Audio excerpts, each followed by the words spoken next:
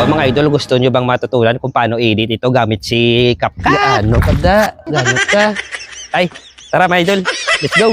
First clip mga idol, gaganito lang kayo Second clip, ganito lang gagawin nyo mga idol O pagkatapos natin mag-record, proceed na tayo kay CapCut. Nandito na tayo sa CapCut mga idol. Sundan nyo lang ginagawa ko dito. Marami na nakakaalam ng ganitong tricks. Pero sa hindi pa nakakaalam kung paano ito gawin, so ito lang tutorial yung mga idol. Isang mabilisang tutorial lang ito mga idol. Una akong gagawin mga idol, hanapin ko lang yung kung saan na ako paalis sa frame. Diyan ako mag-i-split mga idol or magka-cut. O mga idol, dito na ako mag-i-split mga idol So ayan mga idol, in-split ko na mga idol. Second step ko mga idol, hinanap ko lang ulit ang yung pangalawa kong clip. Yung kamay na parang may tinulak mga idol. Itapat ko lang mga idol ang playhead kung saan visible na yung kamay ko sa frame. O katulad yan, nilagyan ko ng arrow mga idol. So dito ako mag-i-split. O pagkatapos mga idol, dinilit ko lang yung gitna. O mga idol, zoom out ko muna ang timeline. O pindutin lang yung gitna na na-split natin. At saka i-delete. O third step na tayo mga idol, hanapin lang si overlay sa ilalim mga idol. Pindutin nyo ito mga idol para pumuti at hanapin si overlay sa ilalim. O pindutin na si overlay para malaglag na sa second layer ang clip. Habang nakaputi ito mga idol, hanapin natin ang remove background o remove BG. Pindutin lang ang auto removal mga idol at hintayin lang bumulto ang kulay green na check. O pagkatapos mag-apply ang auto removal, pindutin lang ang check sa gilid para mag-back. O last step na ito mga idol, magsisynchronize na tayo. Hold and drag lang natin mga idol. Sundan nyo lang ginagawa ko mga idol. Zoom out, zoom in nyo lang mga idol ang pinaka-timeline. I-atras ko lang mga idol ang naka-overlay mga idol hanggang sa makuha natin ang tamang timing mga idol. Kung saan nag-arte ako dyan na parang tinulak